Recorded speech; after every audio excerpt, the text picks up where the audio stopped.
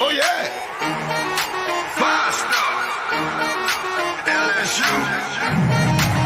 I said, they ain't ready for the LSU. No, they ain't ready for the LSU, huh? They ain't ready for the LSU. No, they ain't ready for the LSU. We the best in the league if you looking for talent. LSU going hard, but we beat Alabama, then we going out to Florida. Drown the Gators, everybody getting bucked when we step in the stadium. This the LSU anthem, you know it's a hit. You don't know another rapper two-step like this. See me screaming out the window, yelling purple and gold. I'm an LSU fan, girl, you know how we roll now.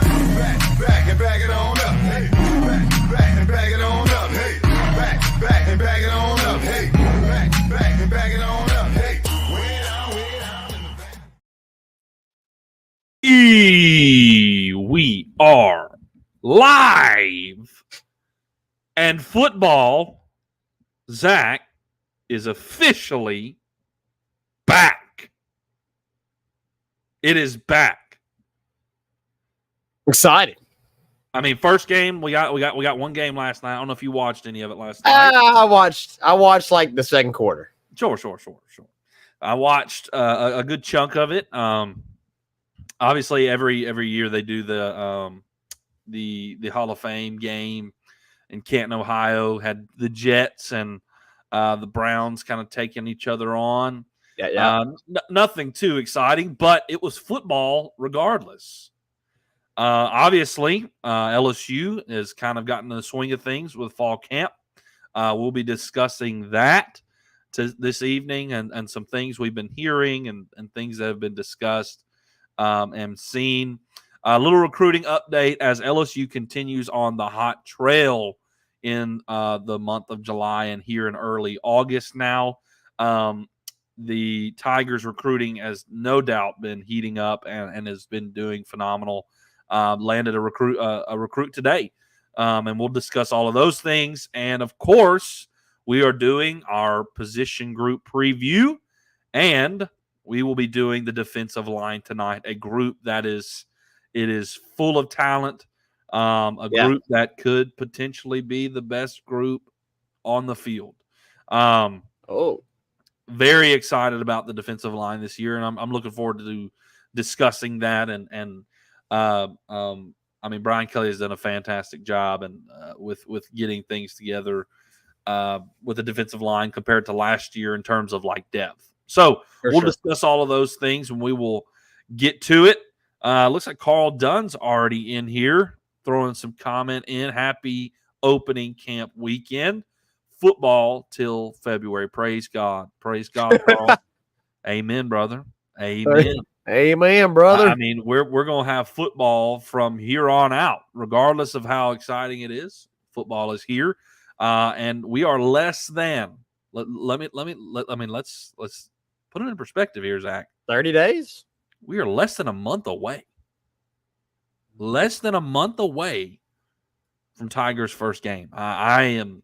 Woo! It's been the most I've been excited in a while. There's no doubt. I mean, we were pretty pumped last year. BK, first year, what can he do?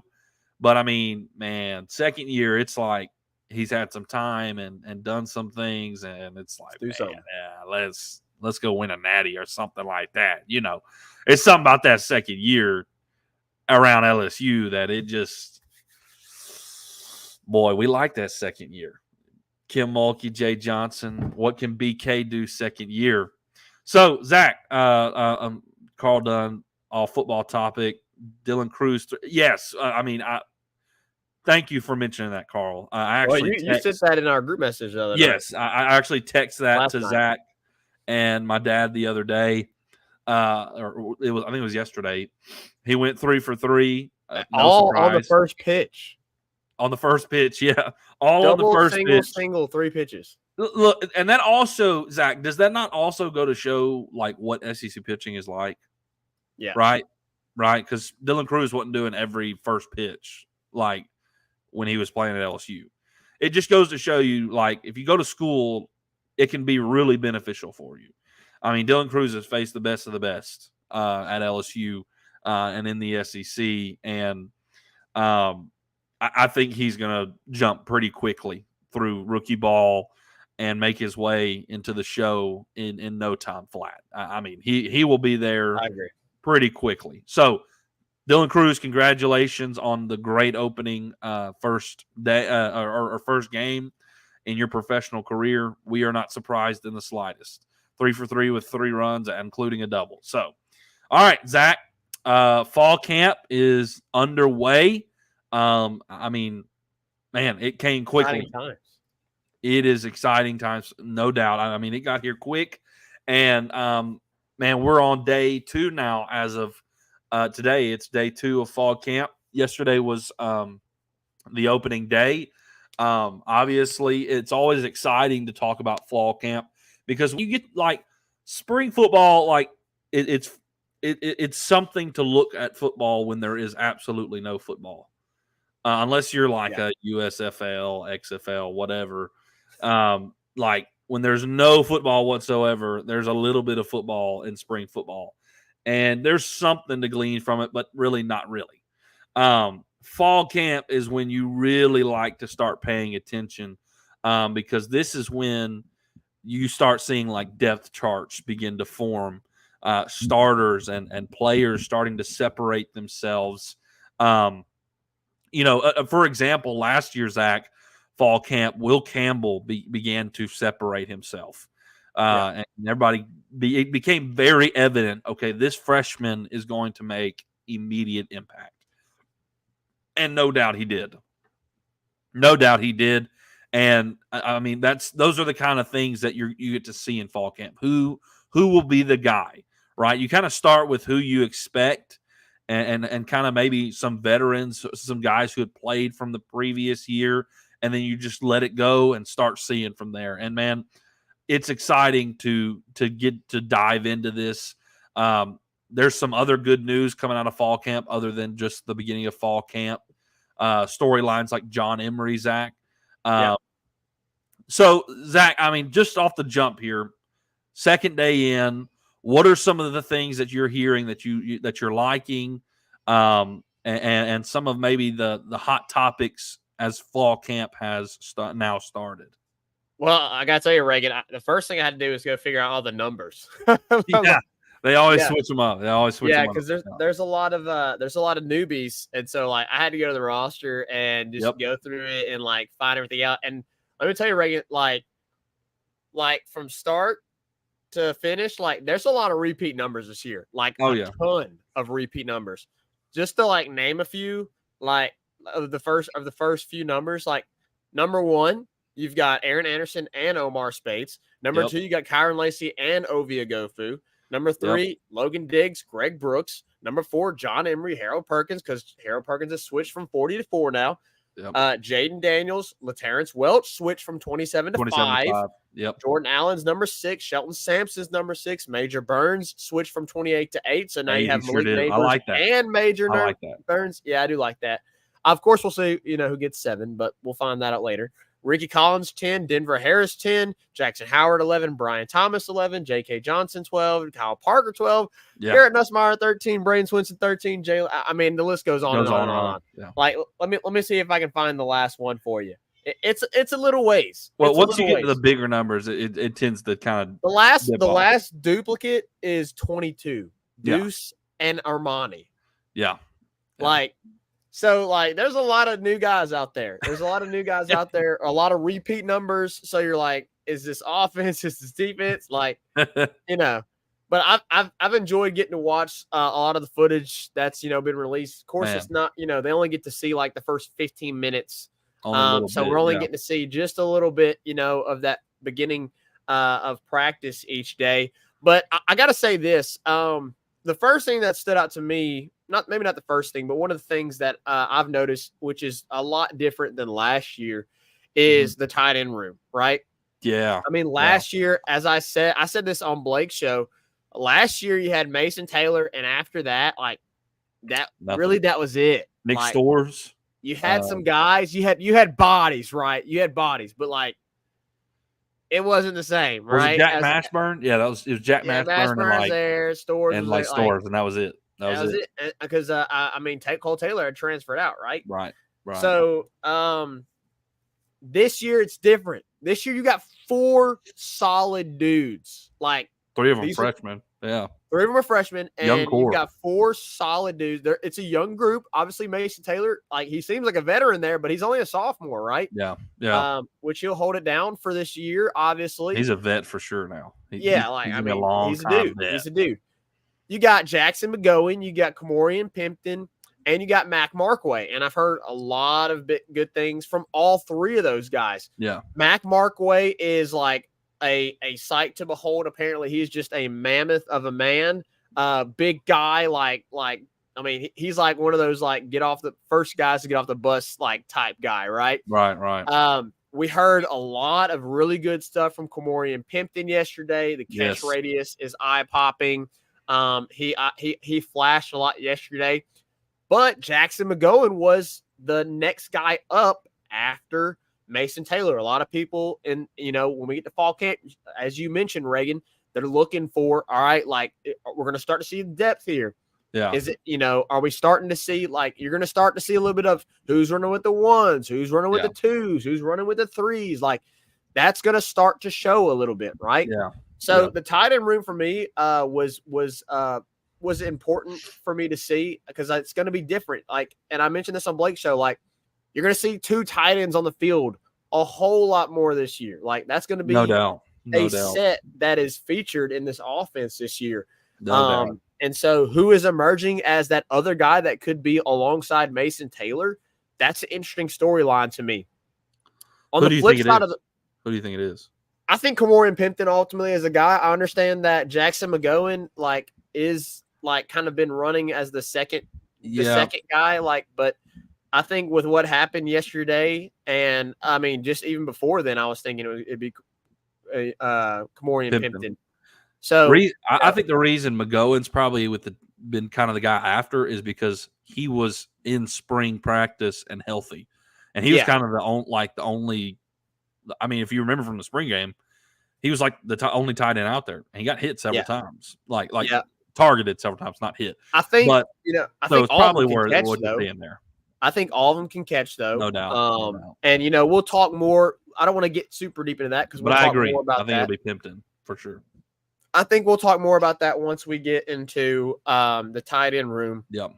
And that discussion. But I mean, that was big. Second thing, I wanted to see who was out there on defense in the secondary. I kind of know what to expect on the defensive line. I mean, Jacoby and Guillory was in over Mekhi Wingo. That's because Mekhi Wingo has been dealing with a slight injury. Yeah, he's in and out. So I don't think don't think too much there. But I was like, okay, who's going to be there in the secondary? I expected Zy Alexander. I thought Denver Harris might be the other guy, but it was Deuce. I thought Deuce might get a lot of action at nickel. Yep. But he was the second. He was the other starter opposite of Zy. Yep. Sure was. And then you had Greg Brooks at the nickel. You had Major Burns out there as well. I kind of thought we would see, Sage Ryan at the nickel, Greg Brooks back at safety. But, I honestly think Greg Brooks is probably best at that nickel slot. I feel like he's really good there. I feel like he excels there. So can you find another safety that you trust opposite of Major Burns? And it seems like Andre Sam, who wears number 19, is going to be that guy. He had a phenomenal first day. It was exciting to see him excel. He's a guy that, he's a one and done type guy. This is going to be his only year at LSU. This is his 7th year in college football, which is just insane to think. Dude's, he's an old man, right? Right. Kind of a smaller guy, but he has the experience. He is a tackling machine, which we talked about whenever it was announced that he was coming to LSU. And obviously the storyline with the secondary is they kind of got cooked. They kind of got cooked a lot. I understand it's first day, but they were doing one-on-ones, and you had freshmen out there cooking some seniors. So that's a storyline that I'm very interested to see the rest of fall camp. Outside of that, I was obviously wanting to see, who emerges out of the church of running back room, right? It's an entire church. It's a congregation of running backs, man. Holy cow. You got options, man. You got options. Yeah, like that's a whole youth group out there, man. Enemies. I got a lot of enemies. Dude. So I was interested to see who kind of emerged out of the running back group, and it's from what I saw yesterday, it seems like Noah Kane and Josh Williams were the ones, kind of running with the ones there at the beginning, and then you had like Logan Diggs and Trey Bradford there running with the twos a little bit from the footage that I saw. But we all know, like obviously we're looking at depth, we're looking at like who's running with the ones, with the running backs. Just forget it. Like, just forget about all that. It's going to be by committee thing. Like, it really doesn't matter who's running with the ones and the twos. Like, with the running backs, like, it's going to be a complete committee, which we've said. When we discuss it in our position group breakdown, we'll discuss more of like, what is this running back good at? What is that running back excel at? What is this running back's weakness? So where this other running back can pick them up. Like, that's kind of more of what we'll get into. But I know a lot of people are gonna be interested to see, like, okay, who's running out there? Like, trust me, guys, it's not gonna matter. It's not gonna matter who's running out there first. Like, it's not gonna matter to me who takes the first snap against Florida State, because like you're gonna have a bevy of guys that play and participate. So anyways, that I just wanted to say that, get that out there. But I mean, I think those are the main things that I took from day one. Day two, biggest thing I took, you get to see John Emery back. He's not missing for academic reasons. He's doing an internship that's going to hold him back a little bit. I don't know if you saw on his Instagram or reel or something like that. He's like, hey, I'm going to be missing a little bit because of this internship.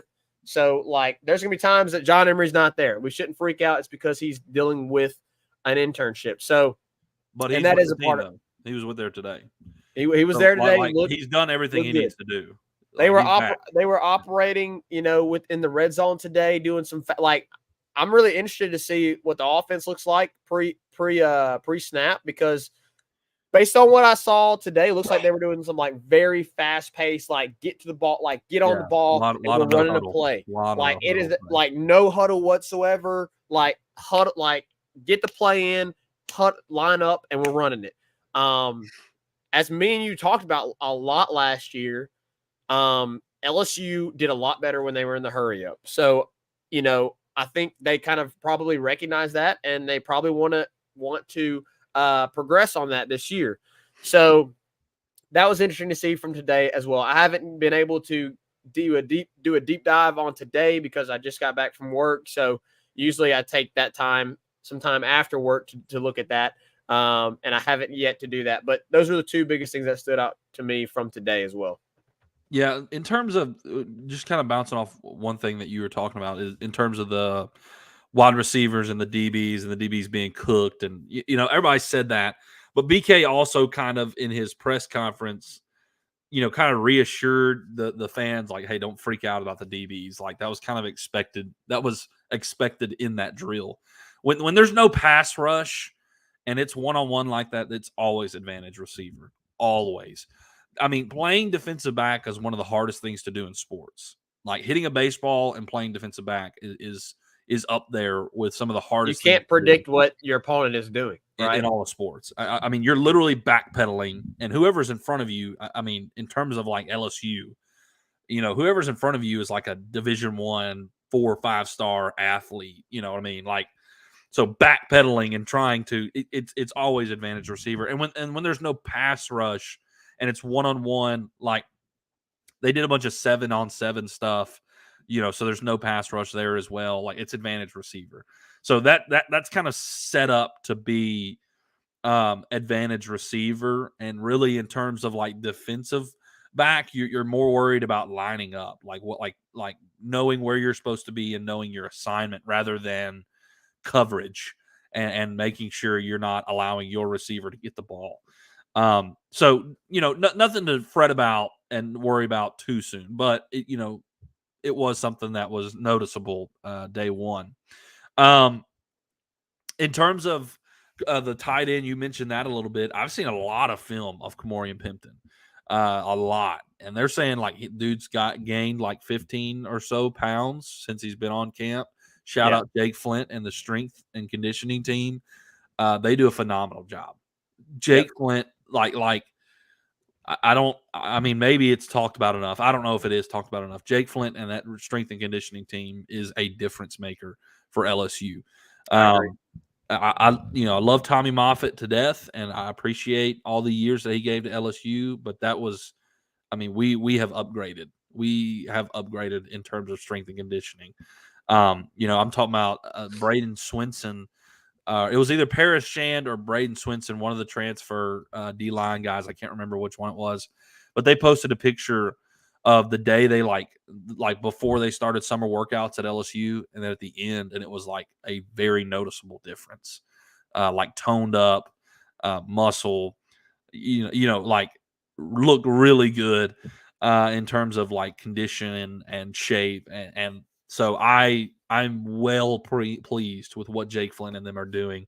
And you bring a freshman in Kamorian Pimpton, who's already like, 6'6", tall, catch radius is crazy. Yep. And you add 15 pounds of muscle to him. It's really good stuff. It's really good stuff.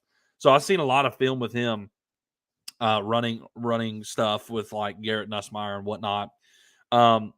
Some of the standouts already, Omar Spites, I think, is going to be, man, our linebacker room is going to be awesome this year. Omar and Harold are going to wreak havoc on offenses. It's a great combo. Ain't bro. Happening. It's a great the outside, combo. bro, ain't happening. You better go up the gut. Dude, you got Omar, who is just a tackling machine, like a gap filler, like you're just not getting past me type of guy.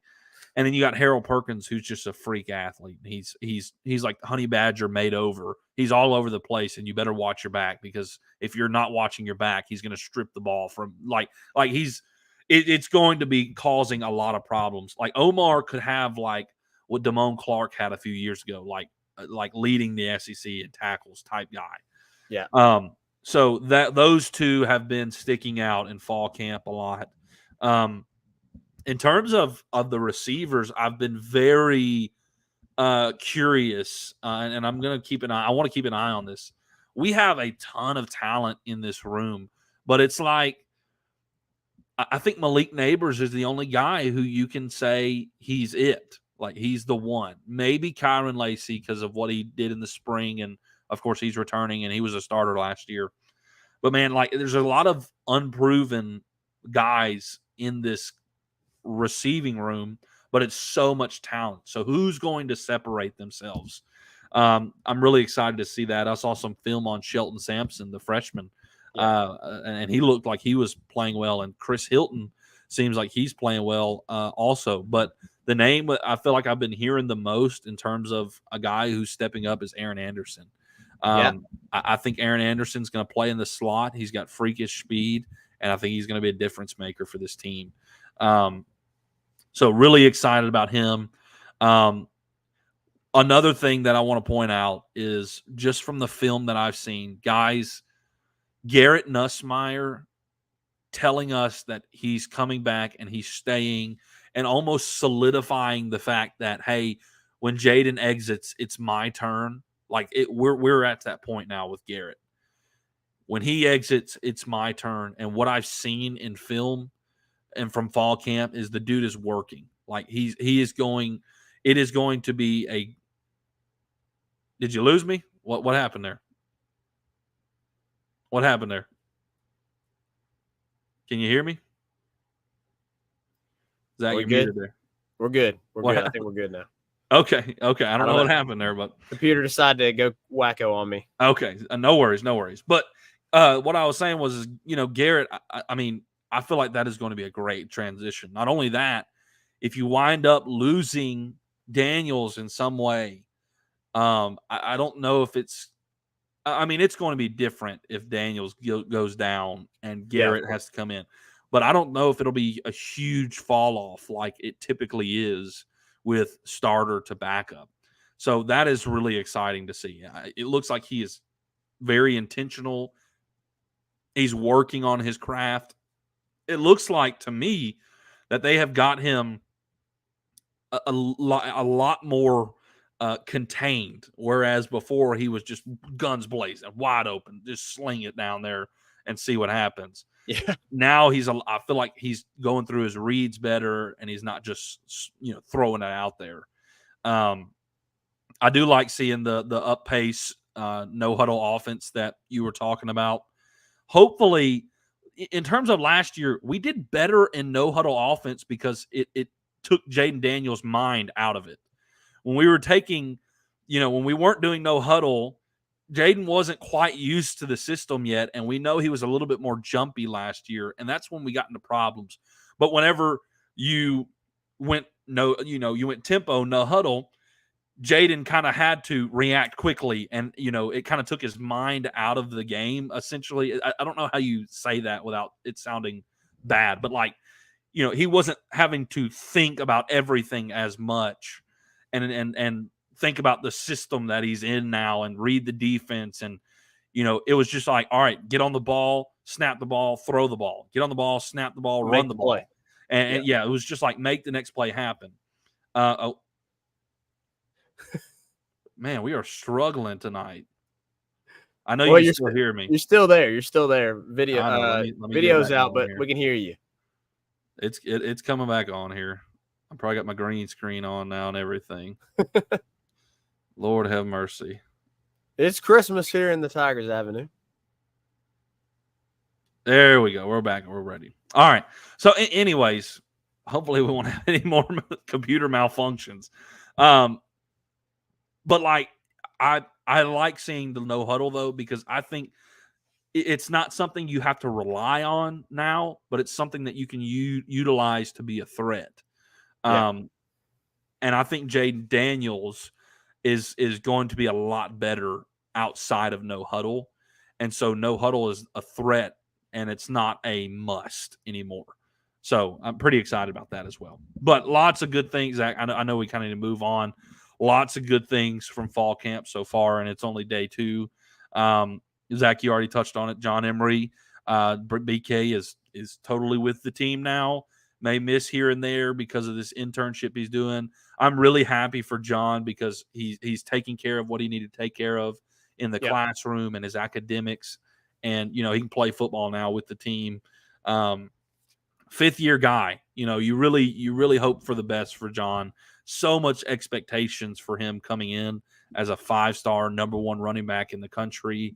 I just hope he has a fantastic year. I'm really proud of him working his tail off and sticking with LSU, because it could have been so easy for him to dip into the portal and be like, whatever, I'll go figure it out somewhere else. But he's done what's been required of him, and that says a lot. That says a lot about what BK has created in this culture.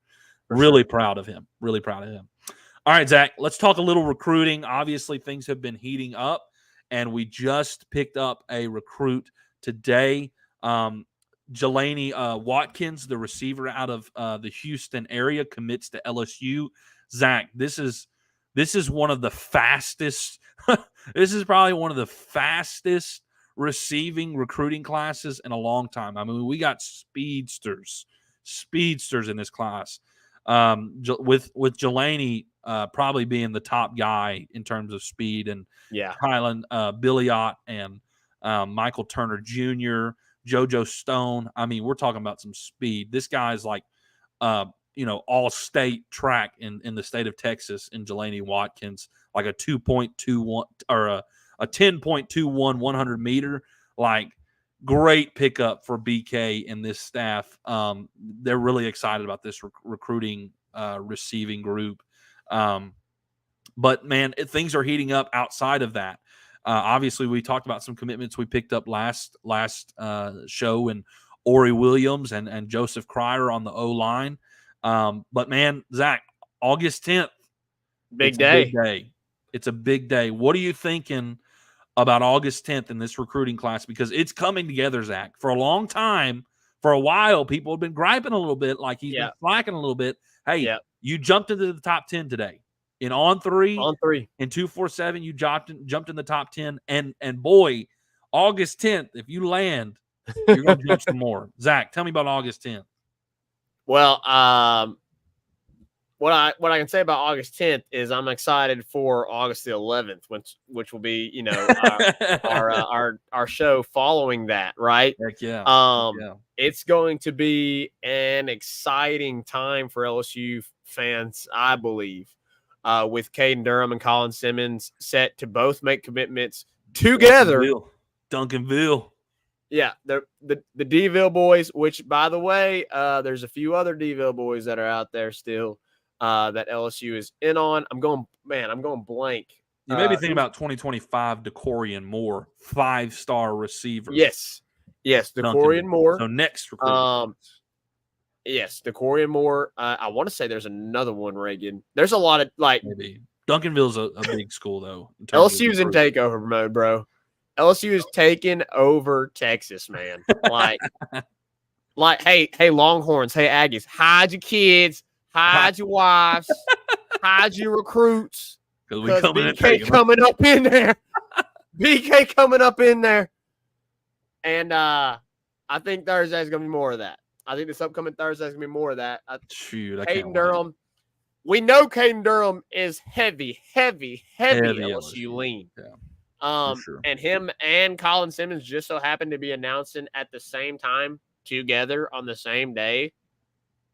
Come on, man. Come on, man. On three has put in their predictions. The On Three LSU guys have put in the predictions. They both have predicted Caden and Colin both to commit to LSU. We've done our work as well with these situations. So that's all I'm going to say about that. So, yeah, it's going to be exciting. I mean, I'll be honest. I'll be surprised. I would be surprised if both of them are not Tigers. I would be. You're definitely getting one. You're definitely getting one. I would be surprised if you don't get both. So, yeah, it's a good time for LSU recruiting. And as you mentioned, they cracked top 10 today. You get both of those guys. 2. You're near the top 5, right? You might be in the top 5, but you're at least near it. Yeah. You might be outside. You're not done. You're not all the way done, even after them. No. You still got Dom McKinley and Wardell Mack uncommitted. Which, by the way, I will say this, Zach, and since we're talking about recruiting, we'll talk about it. I'm a little disappointed in how they've handled Dom McKinley. Yeah, he's a 5-star right now. He's the number one guy in your state.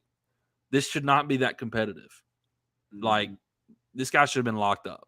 So I'm not saying they're not doing it. I'm not saying they're not doing their due diligence, but I mean, what you're doing for Colin Simmons, you should be doing for Dom McKinley.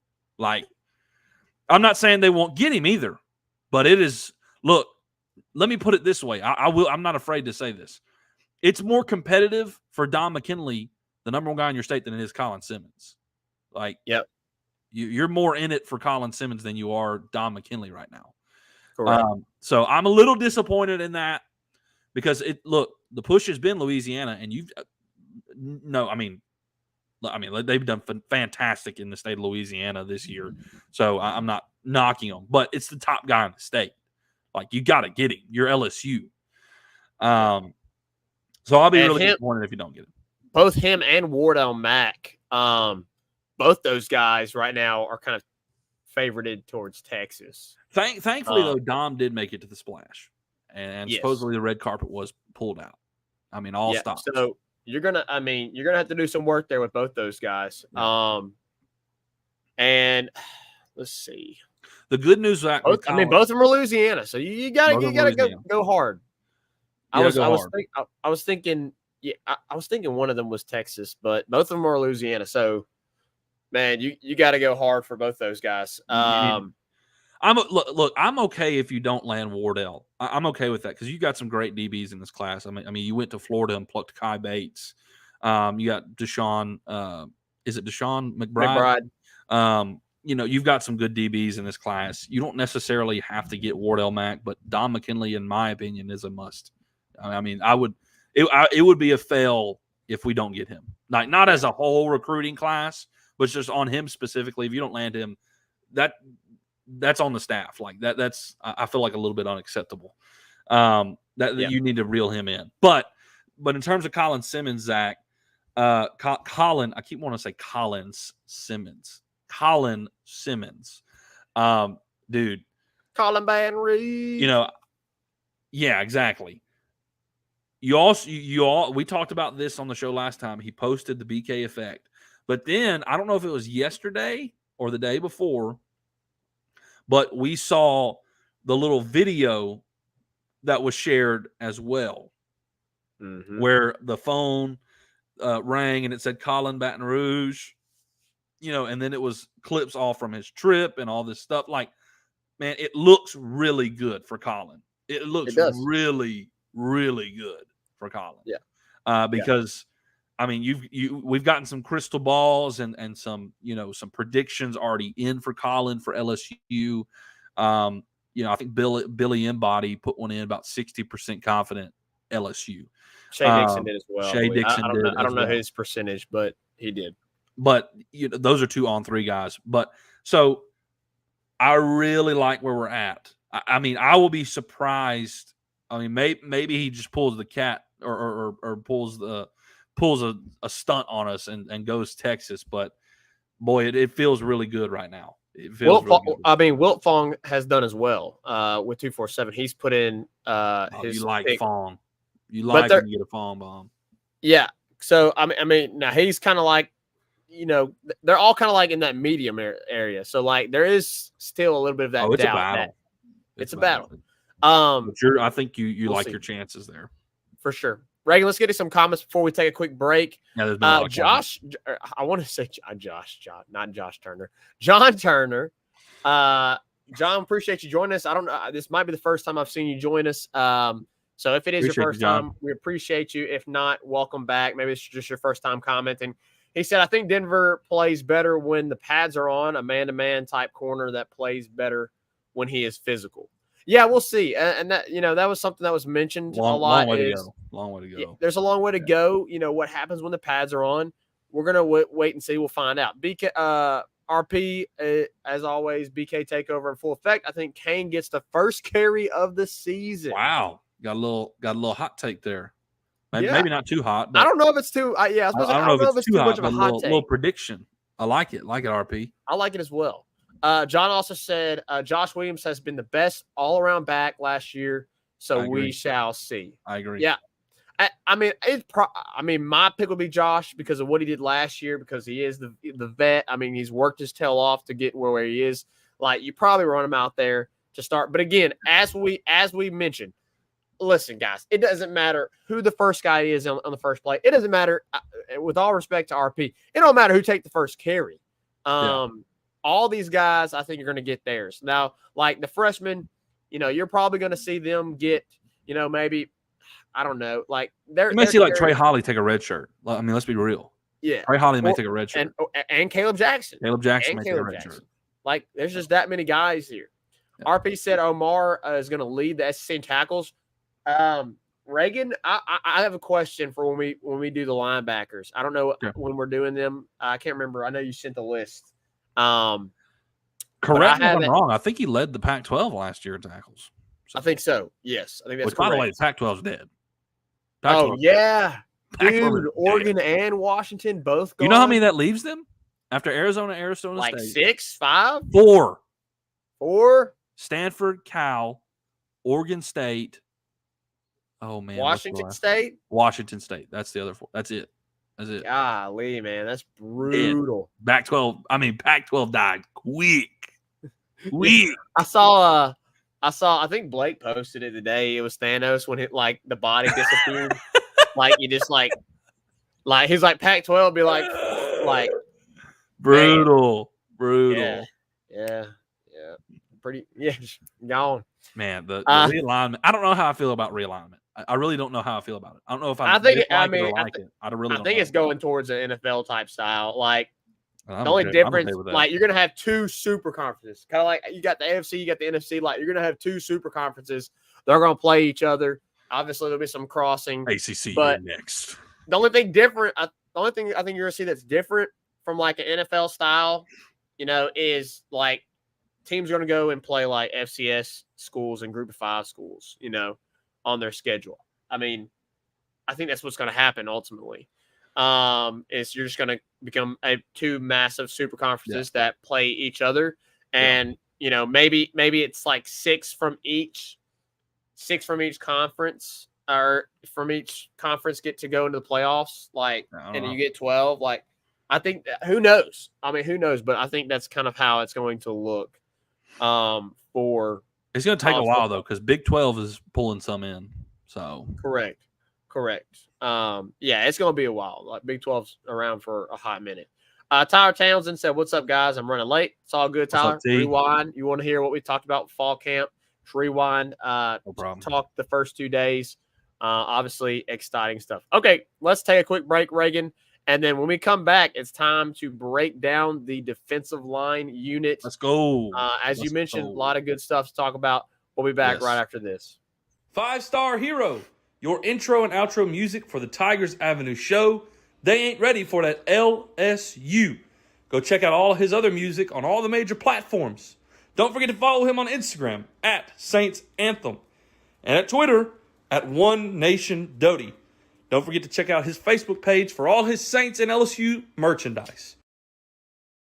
Can't get any better than Sarah Klein Stevens, attorney at law. Her firm focuses on the needs of the elderly and maintaining their dignity throughout the process. Here for you, here for your family. Sarah Klein Stevens, attorney at law. All right, we're back. And, man, Reagan, we might have to hurry this up, but I'm telling you, bro, I'm hungry. My stomach's screaming at me. Okay. Tell me. I'm hungry for some football. Oh, man, like you wouldn't believe it. So, Zach, this group, there's a lot of guys. And this is a good thing. This is a good thing because last year you didn't have a lot of guys. And, man, that's the biggest take from this year and last year. You worked Mekhi Wingo and Jay Roy to death. I mean, you worked them like crazy. I mean, it was like what Mekhi Wingo had the most snaps of a defensive tackle in the entire country. Dude, what he did last year, as much as he played, and for him to play as well as he did, was very impressive. Very impressive. So I am excited for this depth, Zach. Yep. What were you about to say? I was saying now he has help. Now he can get some rest now, man. Right, yeah. And keep him energized so he can play even better. Because, he was a freak his freshman year at Missouri, and he was great last year. What can he do with some rest now here at LSU? And now he's a vet. I mean, he's a vet of vets. So, Zach, obviously you got 4 spots. Who are your 4 starters? Let's just start there. Well, I'm not going to base it off yesterday because, as I mentioned, Mekhi Wingo's kind of deal with a small injury, nothing to worry about. Sure. I fully believe, though, you are going to see Mason Smith and Mekhi Wingo in the middle. I think, no doubt. I think Savion Jones, who had a really strong season last year, is going to be your defensive end, and then Ovie Oghoufo is your jack, and he's got a lot of experience. And he's a guy that kind of looks like. When you think about, I'm going blank. Who was our jack last year? I know his name. Harold Perkins, B.J. Ojulari. B.J. Ojulari. Thank you. Good grief. I don't know why I couldn't think of his name. You think of B.J. Ojulari. They're not exactly the same, but Ovie Oghoufo fits that mold, right? Yeah. And there's other guys there that are going to play in those roles, and other guys that are going to rotate at different positions. But as you said, Reagan, the biggest thing now is depth. And I think with those starting 4, having depth, they're going to be able to excel even more because they're going to be rested and healthy whenever they come back into the game. I think it's those 4 for me, Reagan. I'm right there with you, man. I'm right there with you. I got Savion and Ovie on the edges. Ovie is a veteran as well. He played at Notre Dame for BK. He played at Texas, and now he's here at LSU. Lots of football under this guy's belt. Really excited to see what he can do here in his final year for the Tigers. I think he's going to put on for his draft year, and I'm excited about him. There's no question. I think the scariest part of this defense, well, I mean, that's kind of hard to say with Omar and Harold behind them. Yeah. But Mason Smith and Mekhi Wingo up the middle, is dangerous. Is Yeah, dangerous, man. I mentioned earlier, like, good luck running sideline to sideline on this team. Shoot. Hey, good luck running up the middle, man. Jeez Louise. Good luck. Them big boys in the middle going to stuff it on the inside, and then you're going to have Omar Spates and Harold Perkins roaming the outside. Like, you better be able to pass. You better be passing the ball. You better be passing the ball. Dude, with Mason, his freshman year was amazing. And last year he was poised for an amazing sophomore campaign. Unfortunately, you lose him on the first freaking drive of Florida State with a torn ACL. Man, that was brutal. And I think he is hungry to come back and wreak havoc. And he is going to be a problem. I mean, he is a freakish size, freak athlete. I am so pumped about him. So I think we agree on our 4 starters, Zach. But I mean, look, there's so many guys behind them. I mean, we need to talk about like who's also going to make an impact because there's going to be other guys that make an impact. You know, just off the top of my head, Zach, in terms of the edge, you have a true freshman in Deshaun Womack, who is a 5-star, can make an immediate impact. You got Quincy Wiggins, who dealt with an injury and redshirted last year, who was a top recruit as a high school there. And from all implications coming out of fall camp is Womack and Quincy Wiggins look explosive. Like they are there to play. So in terms of the edges, you've got guys who can come in behind them alongside Jackson Howard, who was a top 100 recruit last year as well. I think Jackson Howard would be a great fit for the Jack spot, a great fit for that position. So, I mean, that's 3 guys behind 2 we've already named that are really good, Zach.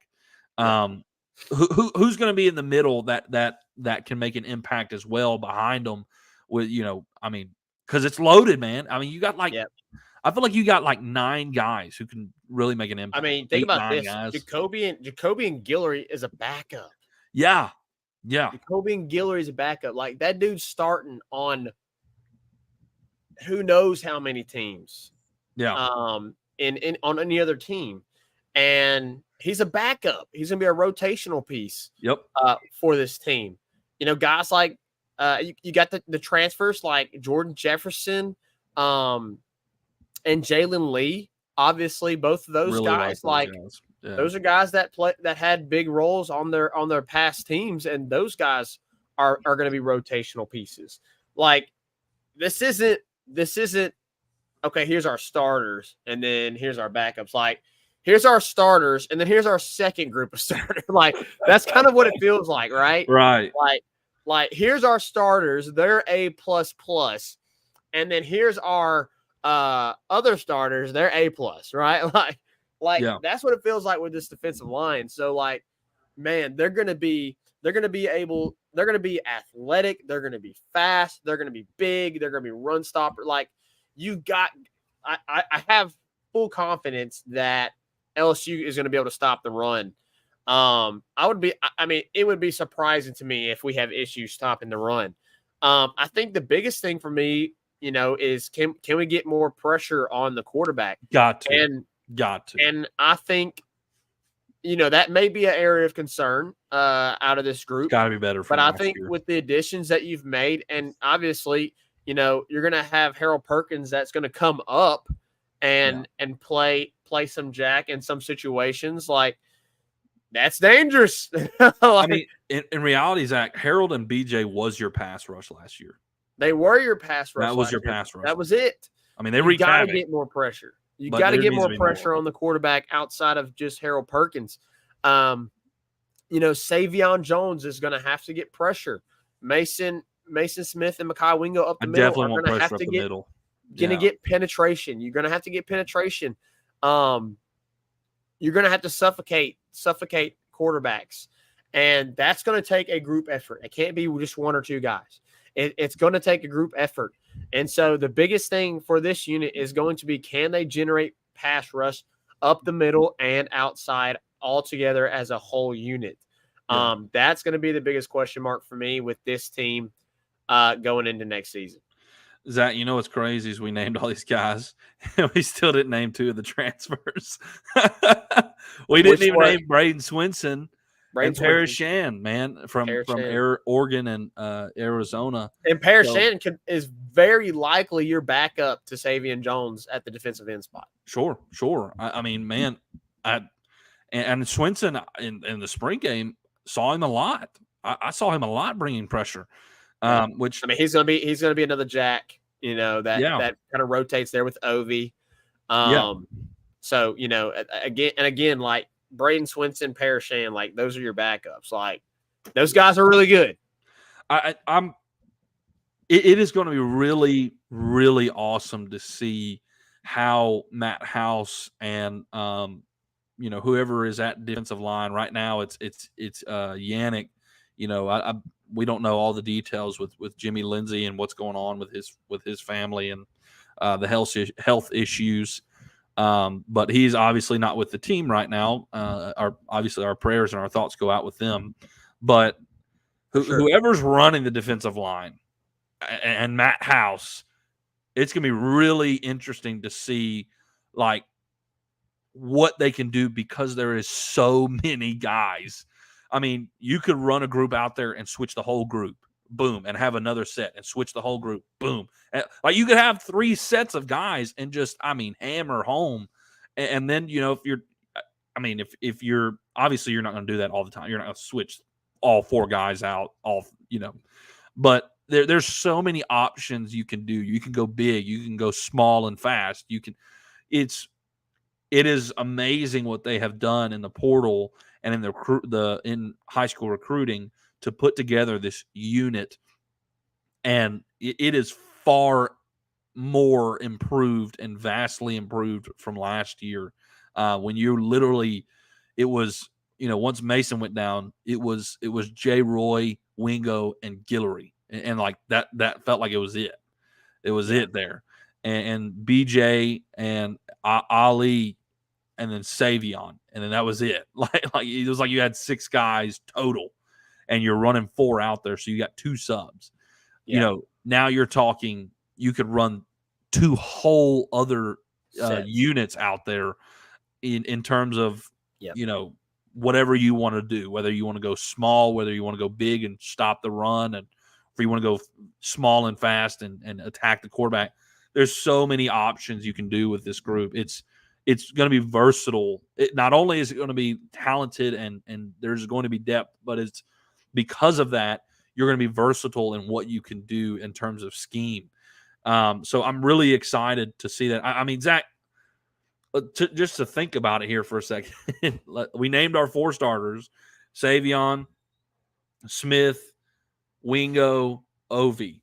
Then you got Braden Swinson, Paris Shan, Quincy Wiggins, Deshaun Womack, Jalen Lee, Jordan Jefferson, and then Hill, Jacoby and Gilroy, Taji. I mean, that's 12 guys. That's did 12 you mention? Did you mention Braden Swinson already? Yes. Jackson Howard.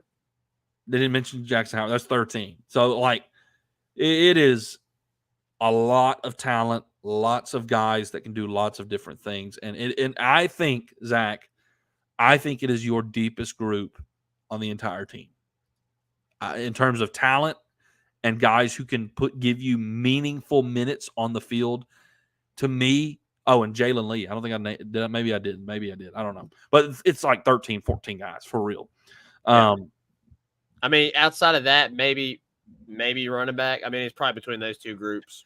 Yeah, I mean, running back is right there with it. But like, I mean, major impact, meaningful minutes. I think D-line has the deepest, most talented group on the team. That is my opinion, and I'm kind of looking to see that this year and how that unfolds on the field, because I have high expectations. Because last year, like, we were pleased with what they did, but there was so much more that we could have done had Mason Smith not gone down. Had you had some more depth this year, somebody else had emerged. Dude, like, Zach, think about it with me. Like, you think about what Matt House was able to do and the adjustments he was able to make. Yeah. And now think about what he can do with all of that. I mean, you're talking like if a team is playing you a certain way, okay, we can go with this personnel now to stop this, Exactly. like at halftime. Like we You need didn't have this that option personnel. last You year. didn't have that last You year. didn't have the ability to swap out personnel Correct. to adjust to the style of play that the offense was giving you. Yeah, correct. And now you absolutely have that in every way. In every way. You have numbers and you have talent, and I am super excited about this group. I think it is your most talented and your most deep group on the team. So, Zach, do you have anything else to add to it? I think that's it, man. I am excited. The only thing I think I'll mention here at the end is, I want to see what the younger guys do. I want to see how big of an impact the younger guys make, Right. like Jackson Howard, like Quincy Wiggins, Deshaun Womack. I think those three guys, Quincy, Jackson Howard, Deshaun Womack, I want to see all three of them make some big impacts. I won't say major, but I want to see them do some things when the other guys are out that you're like, oh wow, like the future's bright for us there, right? Yeah, for sure. For sure. I want it. It's a stat, as you said, it's a stack room. It's talent field.